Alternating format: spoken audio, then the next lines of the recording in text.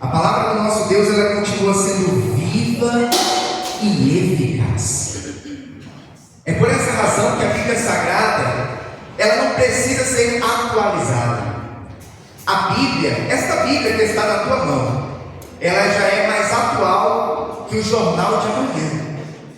A palavra do Senhor fala de coisas que se passaram, coisas que estão acontecendo e das coisas que hão de vir ainda sobre nós. A palavra do nosso Deus, ela continua sendo eficaz para tratar a nossa alma, o nosso espírito, o nosso coração. E a palavra de Deus, ela jamais volta vazia. Ela sempre é lançada com um propósito, com uma finalidade, e ela prospera no propósito para o qual foi enviada. Amém, amados? Aleluia. Evangelho do nosso Senhor Jesus, segundo escreveu João, capítulo de número 21. Vamos ler a partir do versículo 1, para que nós venhamos entender bem o contexto daquilo que o Senhor tem a nos entregar nesta manhã. Depois disso, manifestou-se Jesus outra vez aos discípulos, junto ao mar de Tiberíades, e manifestou-se assim. Estavam juntos Simão Pedro e Tomé, chamado Dídimo, e Natanael, que era de Caná da Galileia, e os filhos de Zebedeu, e outros 2 dos seus discípulos. Disse-lhe Simão Pedro: vou pescar. Disseram-lhe eles: também nós vamos contigo. Foram e subiram logo para o barco, e naquela noite nada apanharam. E sendo já manhã, Jesus se apresentou na praia, mas os discípulos não conheceram que era Jesus. Disse-lhes, pois, Jesus: filhos, tendes alguma coisa de comer? Responderam-lhe: não. E ele lhes disse: lançai a rede à direita do barco, e achareis. Lançaram-na, pois, e já não a podiam tirar, pela multidão dos peixes. Então aquele discípulo a quem Jesus amava disse a Pedro: é o Senhor. E quando Simão Pedro ouviu que era o Senhor, cingiu-se com a túnica, porque estava nu, e lançou-se ao mar. E os outros discípulos foram com o barco, porque não estavam distantes da terra, senão cerca de 200 côvados, menos de 100 metros, levando a rede cheia de peixes. Logo que saltaram em terra, viram ali brasas e um peixe posto em cima e pão. Disse-lhe Jesus: trazei os peixes que agora apanhastes. Simão Pedro subiu e puxou a rede para a terra, cheia de 153 grandes peixes, e sendo tantos, não se rompeu a rede. Aleluia, louvado seja Deus. Somente até aqui. Como é nosso costume, eu quero convidar a igreja a repetir após mim o versículo de número 11, que diz: Simão Pedro subiu e puxou a rede para a terra, cheia de 153 grandes peixes. Mais uma vez, grandes peixes. E sendo tantos, não se rompeu a rede. Aleluia. A igreja pode colocar a Bíblia no seu assento. É momento de falar com Deus. Senhor amado, Pai querido, Deus santo e todo-poderoso, estamos regozijantes, ó Pai, na sua presença, porque mais uma vez temos a oportunidade de estarmos na sua casa para servir ao Senhor. E nesta manhã já podemos falar contigo em oração, já podemos também louvar e agradecer o seu nome através dos louvores que aqui foram entoados a ti. E agora a sua igreja espera receber uma palavra, não uma palavra, Pai, que vem de conhecimento humano, não uma palavra que nasceu no coração do pregador, mas uma palavra, Pai, que está vindo diretamente do coração do próprio Deus, e que agora será direcionada ao coração da tua igreja. Por essa razão nós lhe pedimos, ó Pai, que o Senhor nesta manhã venha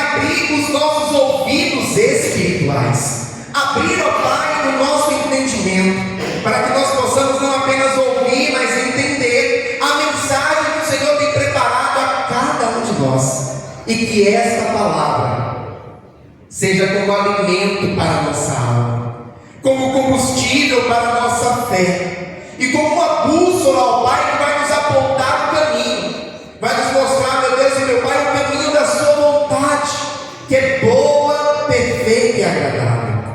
Nesse momento, Senhor, eu me coloco diante de Ti como um simples servo que sou, e lhe peço, usa, meu Pai, como instrumento em Suas mãos, para pregoar a santa e poderosa palavra do Senhor. É o que nós lhe pedimos, ó Pai, e desde já lhe agradecemos, em nome do Senhor Jesus. Amém e graças a Deus. Agora eu te convido a dar a mais forte salva de palmas ao Senhor Jesus. Aleluia! Louvado seja Deus. A igreja pode tomar seu assento, fiquem à vontade. Isso. Evangelho do nosso Senhor e Salvador Jesus Cristo, segundo escreveu João. E todas as vezes que eu leio algum texto no Evangelho de Cristo escrito por João, sempre me vem à mente a respeito do relacionamento que aquele discípulo tinha com Jesus. Pastor, como assim? A Bíblia vai nos falar que João, ele reclinava a cabeça sobre o ombro ou o peito do mestre. Isso fala de proximidade, isso fala de relacionamento. E como em outras ocasiões já falamos com a igreja a respeito disso, mas eu gostaria de salientar mais uma vez nesta manhã, na nossa vida nós temos níveis de relacionamento com as pessoas que fazem parte do nosso convívio social. Existem aqueles que são colegas de trabalho, por exemplo. Existem aqueles que já conseguem ir um nível acima, são amigos, ou seja, deixam de ser apenas colegas e passam a ser amigos. E tem aqueles que são amigos íntimos, que você inclusive convida para ir à sua casa, muitas das vezes participar de um almoço, de um jantar com a sua família. Isso fala de níveis de proximidade, de intimidade. A palavra do Senhor vai nos falar que Jesus, ele tinha os 12 que caminharam ali com ele, participando do seu ministério terreno durante aproximadamente 3 anos e meio. Dos 12, haviam 3 que subiam com ele para ir ao monte orar: Pedro, Tiago e João. Mas dos 3, havia um que reclinava a cabeça sobre o ombro do mestre, que sentava do seu lado à mesa. Esse era João. Por essa razão que alguns vão chamar João de o apóstolo do amor. Tanto que quando João está escrevendo este Evangelho de Cristo, quando ele vai falar a respeito de si próprio, ele diz assim: o discípulo a quem o mestre amava.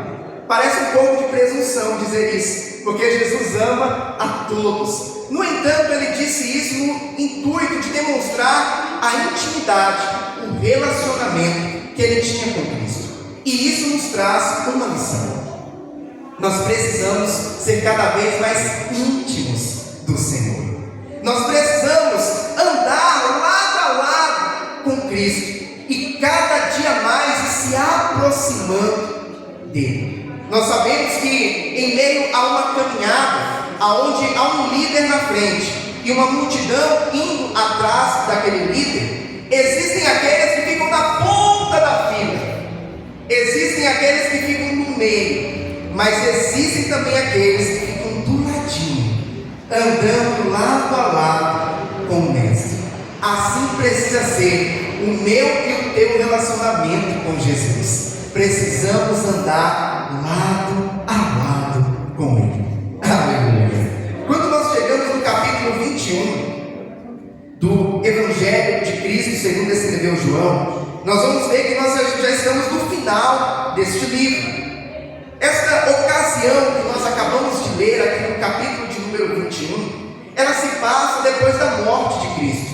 Jesus ele já havia morrido, já havia sido crucificado em uma cruz, derramado o seu sangue por amor a mim e a você. Ao terceiro dia havia ressuscitado, E nós sabemos que depois que Jesus ressuscitou, antes dele subir para o Pai, Jesus ficou aproximadamente 40 dias, ainda aqui nesta terra, junto com seus discípulos, ensinando-os, procurando adverti-los, procurando dar a eles ensinamentos preciosíssimos, para que eles pudessem dar continuidade ao seu ministério.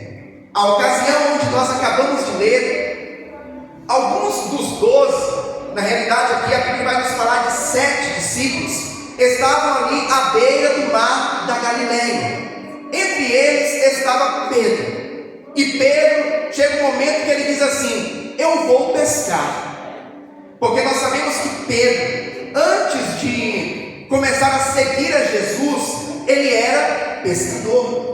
Essa era a profissão de Pedro. Tanto que, quando Jesus vai recrutar Pedro para segui-lo, Jesus faz isso justamente nesse mesmo lugar, no mar da Galileia, quando Pedro estava chegando de uma noite de trabalho frustrada, em que ele não havia pescado nada. E Jesus pede o barco emprestado para subir no barco e pregar para aquela grande multidão que estava à margem do mar da Galileia. Nós conhecemos a história e sabemos que após Jesus fazer aquela pregação, Jesus ele chega para Pedro, que cedeu o barco para ele poder pregar para a multidão, e fala: Pedro, volte para o mar e lance novamente as redes.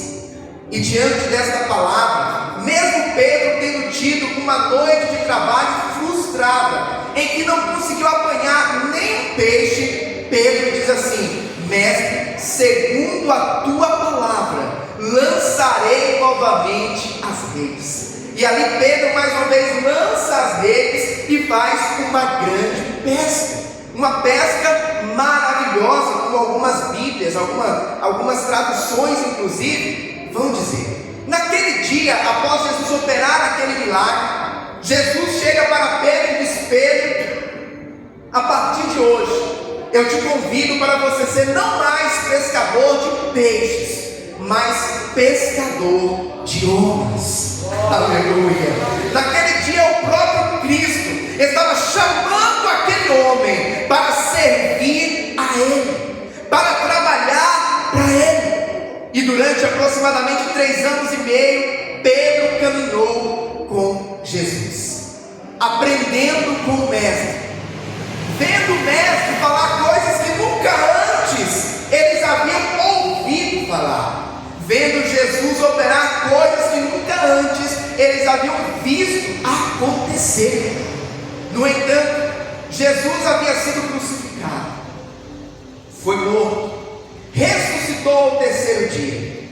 No entanto, Pedro agora estava em um momento que acredito eu que ele estava pensando: o que eu vou fazer? Qual vai ser a minha direção agora? E ele chega para os discípulos, os outros 6 que estavam ali com ele, e diz assim: bom, eu vou pescar, é o que eu sei fazer, eu sei pescar. E ele vai para o mar pescar. Os discípulos acompanham ele, vai junto com ele. No entanto, assim como aconteceu naquela outra ocasião, naquela noite eles nada pescaram. Foi mais uma vez uma noite de trabalho frustrado, não apanharam nenhum peixe. E quando eles estavam terminando esta noite de trabalho, já era de manhã. De repente, tem um homem na margem, tem um homem na praia, e esse homem era Jesus. E ele diz assim: filhos, tendes alguma coisa de comer? Até então eles não sabiam quem era que estava falando. Eles estavam a uma distância da margem, mas eles conseguiram ouvir a voz: filhos, tendes alguma coisa para comer? Eu imagino que é frustrante um pescador que trabalhou a noite, a madrugada inteira, chegar de manhã e não ter um peixe para oferecer. Era a situação de Pedro e daqueles outros discípulos que estavam ali com ele. Não tinha um peixe sequer para dizer: sim, temos aqui um peixe. Não tinham nada. E muitas das vezes isso acontece em nossas vidas, quando estamos enfrentando algumas determinadas situações aonde não temos para oferecer, aonde não temos para abençoar. No entanto, nós servimos a um Deus que é o Deus provedor. Nós servimos a um Deus que é o Jeová Jireh, que a Bíblia nos fala, o Deus que provê na minha e na tua vida. Aleluia. E eles responderam: não temos nada. E diante desta palavra, Jesus agora vai dizer: lançai as redes do lado direito. Pastor, mas eles já tinham trabalhado a noite inteira. A noite de trabalho foi frustrada. Não deu certo os planos que eles haviam feito. Será que eles deveriam lançar novamente as redes? Porque muitas das vezes nós deixamos que a razão ela fale mais alto dentro de nós. Pastor, por que o senhor está dizendo isso? Porque já era de manhã, e o melhor horário para pescar era à noite, madrugada. E agora de manhã, depois de terem trabalhado a noite inteira, Jesus está dizendo: lança a rede novamente, mas agora lança do lado direito. Aqueles homens tiveram que fazer uma escolha: ouvir a voz do mestre e mais uma vez lançar as redes, fazer uma nova tentativa, mesmo contrariando a experiência de pescador que eles tinham. Insistir mais uma vez, perseverar um pouco mais. Olha o que o versículo de número 6 vai dizer: e ele, Jesus, lhes disse: lançai a rede à direita do barco e achareis. Lançaram-na, pois, e já não a podiam tirar pela multidão dos peixes. Eles fizeram a escolha certa. Eles ouviram a voz do mestre e mais uma vez lançaram as redes, insistiram um pouco mais. E olha o que a Bíblia vai dizer: eles quase não puderam trazer a rede de volta para dentro do barco, porque era tanto peixe que entrou naquelas redes. Pastor, mas como que isso pode acontecer? Eles trabalharam a noite inteira e não pescaram nada, e agora que é de dia, já é de manhã, eles lançam a rede e as redes se enchem de peixes. Sim, porque o nosso Deus, a forma como Ele age, muitas das vezes contraria a razão humana. A maneira como Deus age nos surpreende. Eu costumo dizer que nós nunca vamos conseguir surpreender a Deus, porque Deus, Ele conhece o passado, o presente e o futuro. Ele já sabe o que você vai fazer.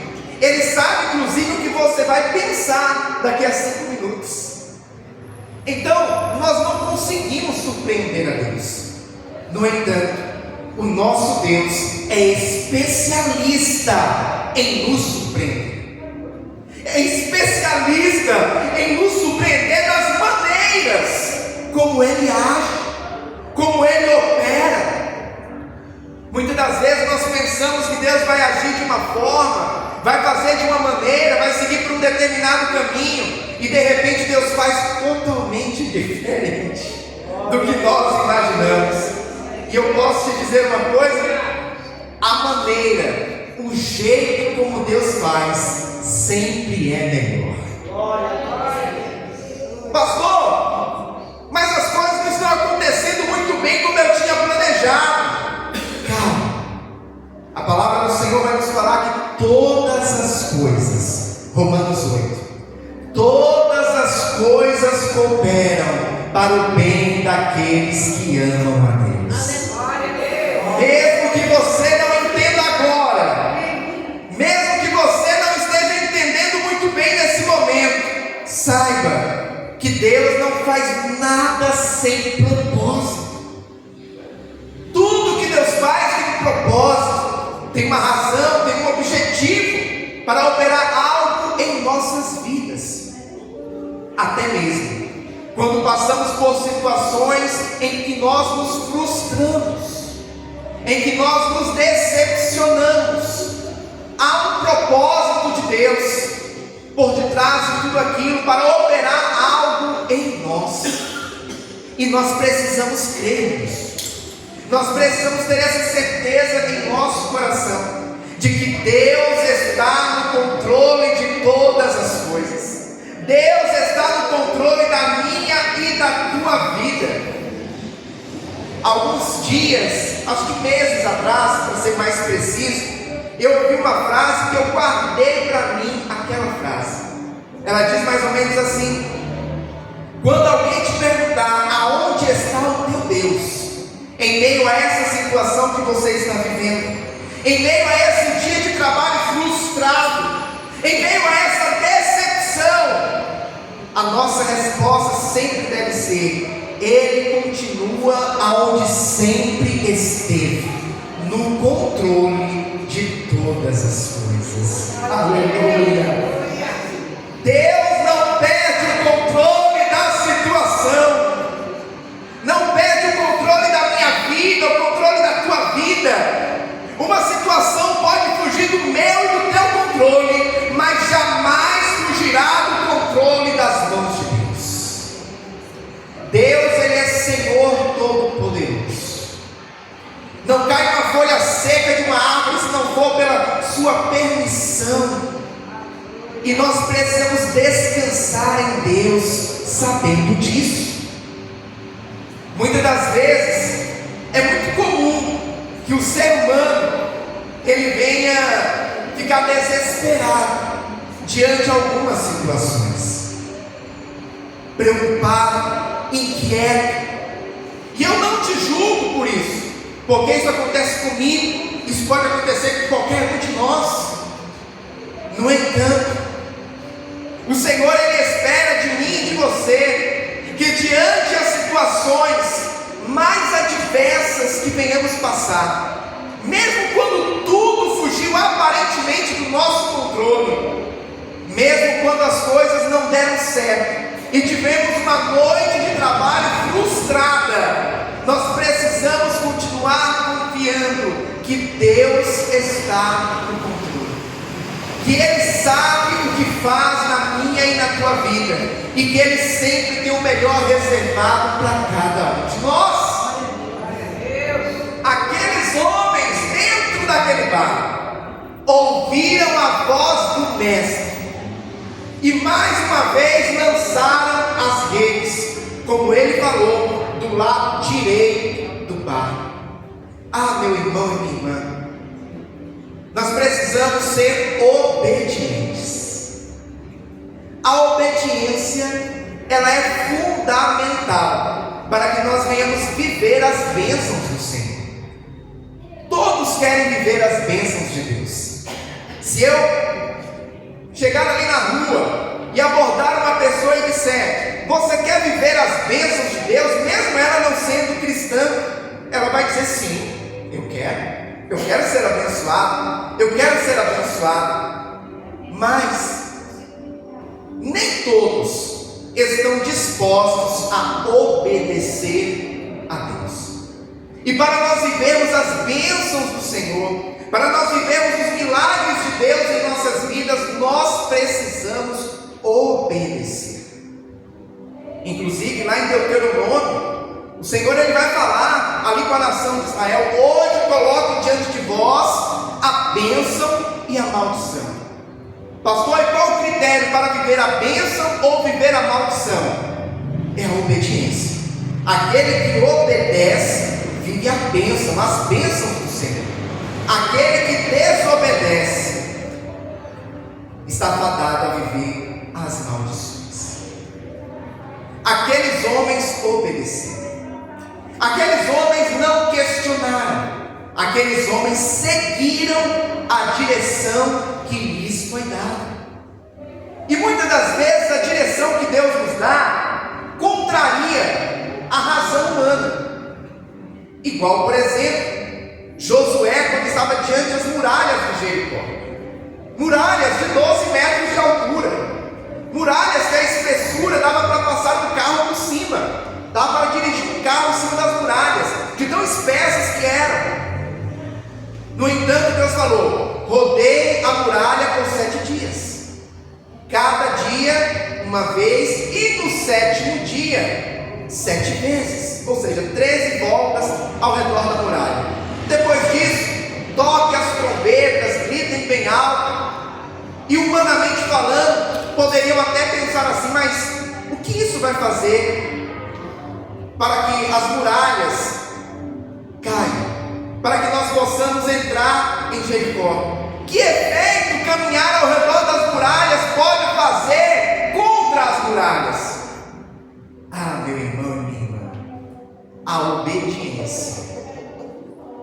A obediência sem questionar. A obediência por confiar que Deus sabe o que é melhor para mim e para você, nos leva a viver milagres. Josué não questionou. A Bíblia não fala que os homens que estavam com Josué questionaram. Eles obedeceram. E a obediência ao direcionamento de Deus fez com que eles presenciassem essas muralhas de 12 metros de altura caírem, virem ao chão. Imagine o que é isso. Essas muralhas, elas rodeavam a cidade de Jericó.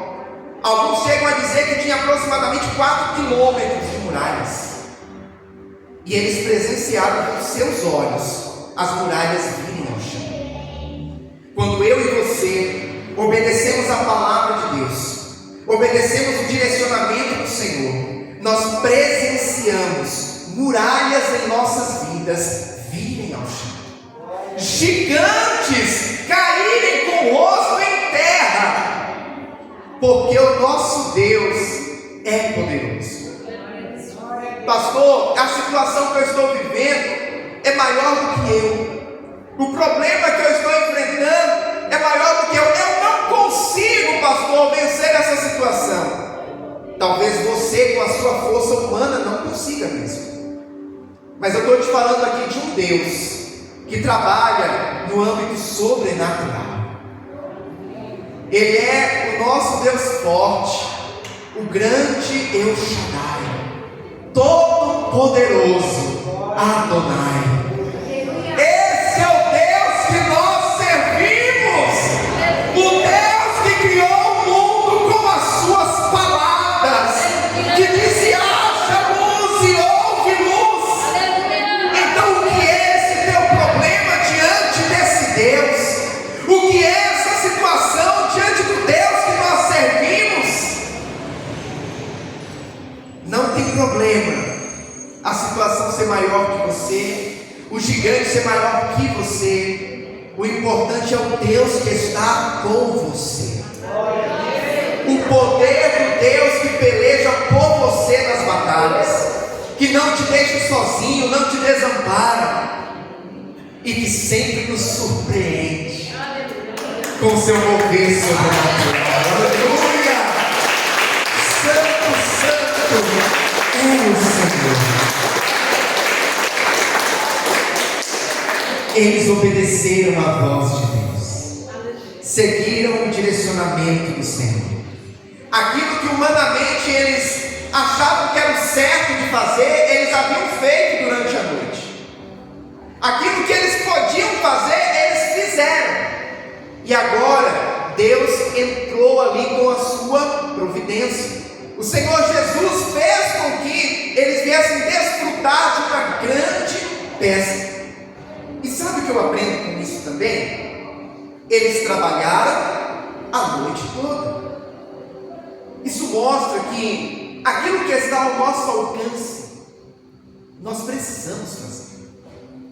Existem muitas pessoas que pensam que a forma como Deus vai operar na sua vida é fazendo com que algo caia do céu sobre a sua casa, sobre a sua cabeça, e ele ali seja abençoado naquele momento. Se Deus quiser fazer dessa forma, Ele pode. Ele tem todo o poder para fazer. No entanto, Deus, Ele quer que eu e você venhamos fazer a nossa parte. Pastor, mas o trabalho deles foi em vão. Foi em vão, porque não tiveram resultado com o trabalho das suas mãos, mas o Senhor viu o esforço, viu o empenho, viu a dedicação. E muitas das vezes, isso acontece conosco. Você foi, você tentou, você perseverou e não deu certo. E depois Deus chega e faz de uma forma sobrenatural para mostrar que foi Ele que fez na tua vida. No entanto, eu e você precisamos fazer aquilo que está ao nosso alcance. Deus vai fazer aquilo que eu e você não podemos fazer. Aqueles homens não puderam pescar durante a noite, não tiveram êxito. Quando foi de manhã, o Senhor nos abençoou com uma pesca maravilhosa. Igreja do Senhor, persevere, se esforce, mas esforçai-vos, e não desfaleçam as vossas mãos. Perdão, porque a vossa obra tem uma recompensa. Continue. Pastor, mas não está dando muito certo. Pastor, não consegui ainda ter resultado. Pastor, ainda não consegui viver um milagre. Mas persevere no Senhor. Persevere em orar. Persevere em clamar. Persevere em buscar o nosso Deus. E sempre que eu falo de perseverança, o Espírito Santo de Deus sempre me faz lembrar do cego Bartimeu. Aquele homem que estava à beira do caminho, vivendo à margem da sociedade, mendigando, vivendo daquilo que os outros lhe davam, muitas das vezes do resto dos outros. Quando ele ouviu falar que Jesus iria passar por ali, aquele homem começa a clamar: Jesus, filho de Davi, tende misericórdia de mim. E a Bíblia vai dizer que a multidão tentou calar. Se aquiete, não incomodes o mestre, cala-te. Mas era aí que ainda mais ele clamava: Jesus, filho de Davi, tende misericórdia de mim. E a Bíblia vai nos falar que Jesus para e manda chamar ele. Aquele homem conseguiu chamar a atenção de Jesus. Aquele homem, diferente de uma multidão que estava caminhando juntamente com ele, conseguiu chamar a atenção do mestre para si. E naquele dia ele viveu um milagre. Mas isso só foi possível porque ele perseverou. Se ele não tivesse continuado clamando, se quando ele falou pela primeira vez: Jesus, filho de Davi, tende misericórdia de mim, e a multidão tivesse dito: cala-te, não incomodes o mestre, e ele se acanhasse e ficasse ali quietinho, será que ele teria vivido o milagre? Ele não permitiu que nada nem ninguém calasse a sua voz, interrompesse o seu clamor ao Senhor. E isso fez com que ele vivesse o extraordinário de Deus na sua vida. Continue clamando, continue buscando, continue orando por aquele teu ente querido, pelo marido, pela esposa, pelos filhos, pelos netos, que muitas das vezes ainda não estão aqui na casa do Senhor, e você tanto sonha em ver essa pessoa aqui.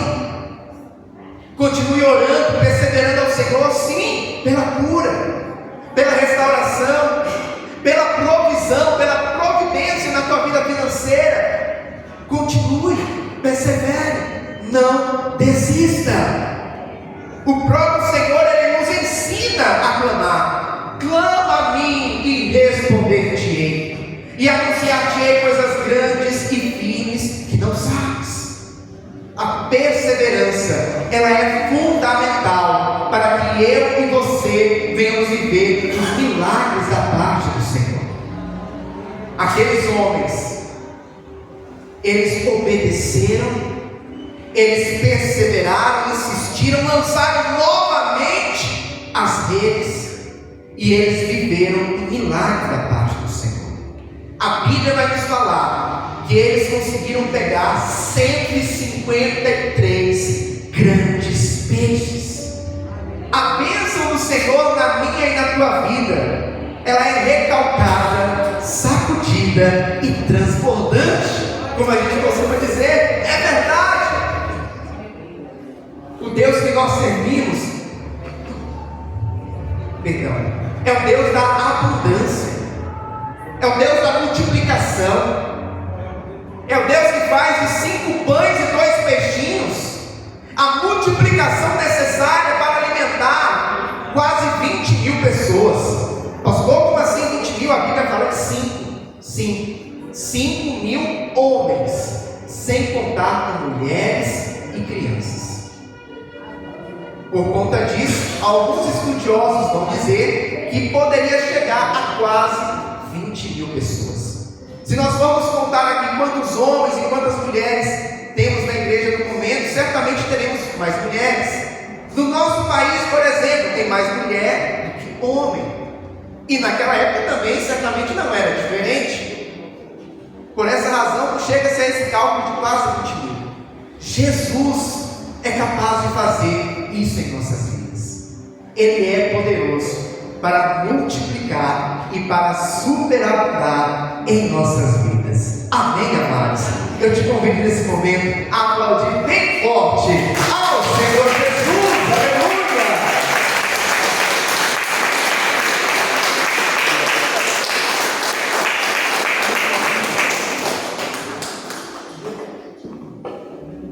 Louvado seja Deus. Nós estamos hoje no 3º dia dessa campanha poderosa que o Senhor nos levou a estar iniciando, os 5 domingos da oração que prospera. E verdadeiramente o nosso Deus é o Deus da provisão, o nosso Deus é o Deus que prospera. E repito com a igreja, a prosperidade do Senhor para mim e para a tua vida não se resume a dinheiro, de maneira alguma. O dinheiro sim faz parte, a provisão financeira sim faz parte, mas a prosperidade que Deus tem para mim e para você vai muito além disso.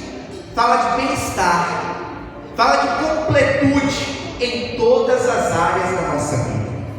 Fala de você ter bem-estar, ser feliz sim na sua vida financeira, mas sim também no teu casamento, sim também na tua saúde, sim também no relacionamento com a tua família, com os teus filhos, sim também e principalmente na tua vida espiritual.